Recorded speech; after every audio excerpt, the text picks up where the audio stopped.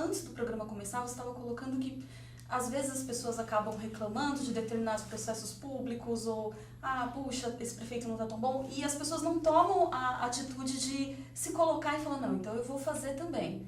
Foi um pouco isso que você sentiu? Olha, eu vou te ser sincero, eu acho que nada acho que as coisas são muito espontâneas.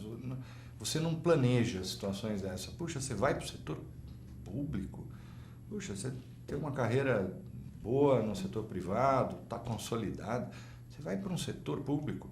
Esta é uma pergunta que todo mundo fazia. Você é louco? O que você está fazendo? Eu falava assim, olha, nós temos muito essa cultura de reclamar do setor público. Se você não toma a iniciativa de parar de reclamar e falar, quer saber, eu vou lá então ver o que eu posso contribuir, o que eu posso ajudar, nós vamos continuar a vida inteira reclamando. Então, eu achei o desafio interessante, achei que era algo que eu estava num momento da minha carreira muito importante. Eu estava acabando de voltar dos Estados Unidos, de um curso que eu fui fazer de negociações internacionais na Universidade da Califórnia. E para mim, então, foi um momento muito interessante de falar assim, puxa vida, o que eu posso fazer? Primeiro, no sentido de tentar colaborar, de contribuir com o setor público e, mais do que isso, né, retribuir um pouco daquilo que eu tive de resultados na minha vida e que eu acho que eu podia, de certa forma, trazer de volta à sociedade. Quais as principais diferenças que você percebeu no setor público e no setor privado? Olha, é uma pergunta difícil. É uma pergunta assim, né? Porque muita gente faz uma visão, às vezes, complicada, diz assim, puxa vida, eu queria que o setor público fosse que nem o privado. De fato, quando você olha pelo lado administrativo, operacional, o setor público tem muita coisa que melhorar em eficiência, em custos, em rapidez em dar resposta à sociedade. Então, isso é fundamental e eu acho que nós temos que mudar muita coisa para que o setor público possa pensar um pouco nesse sentido dele prestar um serviço de melhor qualidade, ser mais eficiente e principalmente gastar menos para fazer isso. Por outro lado, o setor privado também precisa aprender uma coisa que eu aprendi que é interessante, que é o espírito público, que é entender que a empresa, aquela instituição privada ao qual as pessoas ali representam, elas têm uma função na sociedade. Ela tem uma função com os seus investidores, né, com os donos da empresa, ela tem uma função de dar resultado, dar lucro, mas ela faz parte da sociedade como um todo. Ela está inserida geograficamente num local onde ela influencia aquele local, ela tem que ajudar aquela região onde ela está, onde os funcionários delas estão, a maior parte deles, a desenvolver. Ela tem que contribuir com aquela localidade de alguma forma para que a qualidade de vida das pessoas seja boa. Ela tem que trazer um pouco da experiência que ela tem como empresa privada para dentro da comunidade, porque às vezes o empresário age de forma equivocada e fala assim, eu te dou dinheiro, quanto você precisa aí? E às vezes a contribuição seria muito melhor se o empresário, com a sua experiência administrativa, pusesse lá algumas horas ou pusesse algumas pessoas para ajudar durante um período para desenvolver um projeto, para ajudar, olha, vamos supor que na prefeitura ou no estado tivesse com uma ineficiência em alguma coisa, chama um grupo de empresários, olha, bota uma turma aqui de economistas, vamos tentar resolver esse problema. Quer dizer, seria uma contribuição muito mais exitosa do que, às vezes, dar um cheque, né? Porque parece que o Gerdau, lá no Rio Grande do Sul, tá tendo algumas iniciativas parecidas, assim, Ele né? criou o Movimento Brasil. Isso, criou o movimento. Mas aí agora eu acho que ele nasceu bom aquele trabalho e se desvirtuou no meio do caminho, né? Porque hoje é uma instituição que ela tem que ser autossuficiente e ela faz alguma coisa, mas qualquer iniciativa é boa. Não estou aqui não dizendo que ela não é, mas a forma que eu acho que as coisas estão fazendo é que a gente não está pensando na base. E isto nós temos que mudar. Esta relação precisa precisa ser revista rapidamente entre o setor público e privado, porque senão nós não vamos sair do buraco que nós estamos nesse país. O que falta para as pessoas serem mais ativas e opinarem nessas questões? É uma questão de... É cultural, claro, né? Mas o que a gente pode fazer? Líderes, enfim, no Urban View muitos líderes nos assistem. E o que a gente pode fazer, mesmo sendo uma areinha no deserto, para começar esse processo, Luciano? Olha, não é só o Brasil, mas o Brasil, eu brinco que é uma nação de zumbis, né? A gente tem uma tendência natural a viver, a gente reclama de tudo que acontece ao nossa volta, mas nós vivemos no nosso mundo. O nosso mundo se restringe aqui onde eu trabalho, ao convívio dos meus amigos, ao bar que eu vou, ao restaurante que eu vou, à praia que eu vou. O que interessa é isso. Então você acaba tendo guetos e nichos que as pessoas se envolvem. A partir daquele universo, o resto a gente especula e discute. Eu discuto se aquele jogador no meu time de futebol é bom ou se aquele político, aquele prefeito ou aquele governador no meu município, no meu estado é bom. Mas eu nada faço para influenciar isso, né? E não venha dizer que é voto, porque o voto, a maioria vai... Eu diria que se o voto não fosse obrigatório no Brasil, era capaz de 70% da população nem votar. Conheço várias pessoas que não votariam. Então, e aí a gente fica nessa situação que a gente não sabe para onde vai. Ou seja, reclama que a qualidade não é boa, mas as pessoas não se envolvem, não cobram, não criam, não fazem, não se envolvem. A minha visão é o seguinte: nós só vamos mudar esse Brasil, e vai demorar, não é 1 ano, 2 anos, vai demorar 20 anos, porque agora a gente precisa mudar a cultura de uma geração.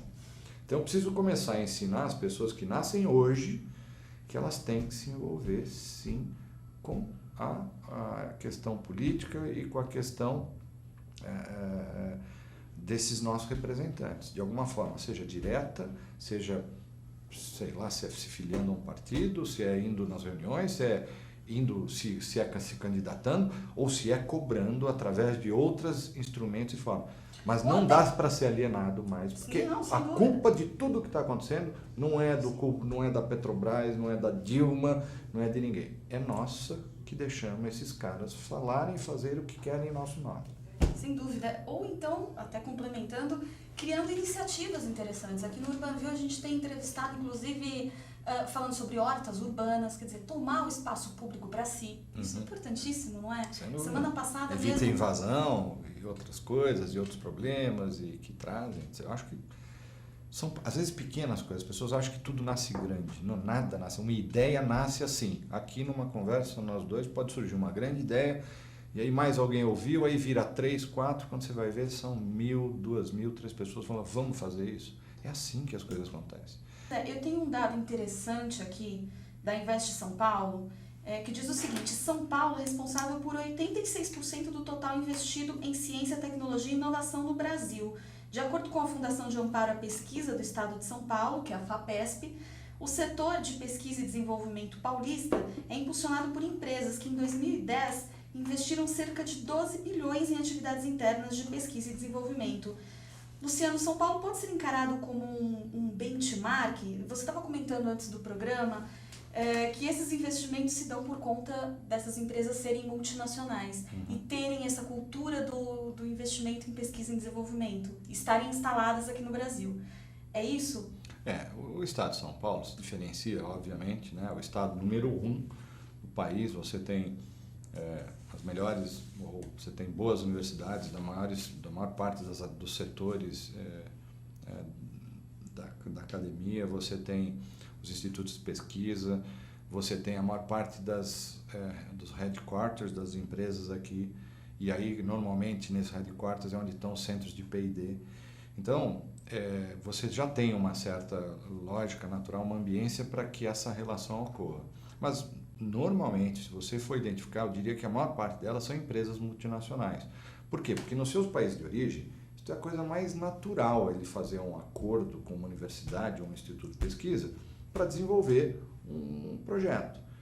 Então ele vem com essa cultura aqui, imediatamente ele já procura onde tem uma universidade ou um instituto de pesquisa que tenha lá um pesquisador ou um centro de excelência para desenvolver alguma coisa. Então é por isso que aqui as coisas ocorrem com um pouco mais de fluidez. Mas mesmo assim, a gente perde muito na capacidade. Eu não diria que São Paulo é um benchmark, eu diria assim, dentro de um universo, Brasil de 27 estados, nós somos um benchmark. Mas quando a gente extrapola para um universo universal, aí, mundial, aí nós não somos benchmarks para inovação. Luciano, você comentou que o brasileiro, e eu concordo inclusive, é considerado um povo criativo na informalidade, né? Ele tem esse jogo de cintura aí. Pro bem e pro mal. Pro bem e pro mal. Mas todo esse talento não é canalizado para o conhecimento técnico, para invenções, para novas tecnologias, enfim. Quem tem mais responsabilidade para reverter, para dar o pontapé nesse processo aí e realizar uma mudança? Olha, eu acho que a academia teria todo o poder de fazer isso. A academia hoje precisaria olhar para dentro também o seu papel. Eu acho que ela já teve uma influência na sociedade enorme. Eu diria que dali saíram as grandes cabeças pensantes, o grau de influência que esses pensadores universitários tinham, né, na sociedade era algo espetacular, contribuíam muito, não só na formação das pessoas, mas no ajudar. E a gente percebe que o setor, que a academia meio que também se isolou num mundo meio dela.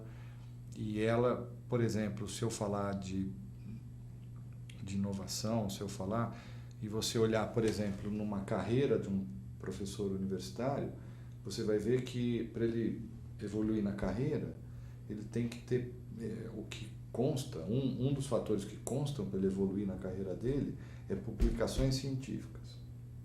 Isto é fator primordial para ele evoluir na carreira dele. Não são as patentes. Então, você já mostra, a partir desse princípio, você mostra com clareza qual é a regra estabelecida. Eu não estou aqui para desenvolver inovação tecnológica, criar riqueza e patente. Eu quero universalizar o conhecimento através de publicação científica. Eu não sou nenhum especialista para discutir, eu acho que as duas coisas têm a sua relevância. Mas eu não posso simplesmente aceitar que dentro de um contexto, de um centro de excelência, de desenvolvimento, de criatividade, pesquisa, onde está a base e com recursos e tudo mais, você não discuta patente, você discuta somente a parte de publicações científicas na hora prática, né? No discurso, toda a universidade fala de inovação, tem os seus niches, tem as suas estruturas e mostram dados, mas quando você vai para a prática de valoração do teu ativo principal numa universidade, que são seus professores, seus pesquisadores, você só o reconhece pela publicação científica e não pela patente. Acho que isso poderia ser um grande passo para começar a mudar isso. Bom, eu conversei hoje com o Luciano Almeida, sócio proprietário da Find Consultoria. Luciano, obrigada pela sua participação e mais uma vez aqui conversar com a gente no Urbanville. Foi um prazer, adorei a nossa conversa. Que bom, tomara que todos tenham gostado e qualquer coisa que precisar da gente, estou à disposição. Sucesso! Obrigado.